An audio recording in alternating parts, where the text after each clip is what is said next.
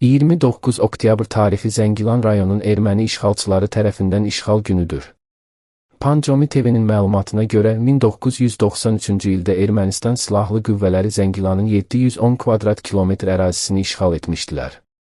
İşğal dövründə Zəngilan rayonu eyni adlı şəhərdən, Micvan qəsəbəsindən və 81 kənddən ibarət olub.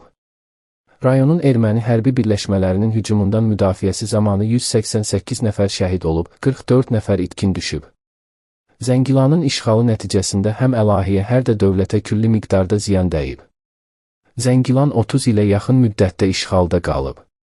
Bu müddətdə Zəngilan rayonu tamamilə dağıdılıb, zəngin təbii ehtiyatları talanaraq xarici ölkələrə daşınıb. Nəhayət 2020-ci ildə başlayan Vətən müharibəsi nəticəsində torpaqlarımız düşmənlərdən təmizlənib.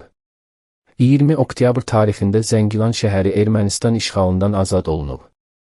Elə həmin gün rayonun Havalı, Zərnəli, Məmmədbəyli, Həkəri, Şərifan, Muğanlı kəndləri də işğalçılardan təmizlənib.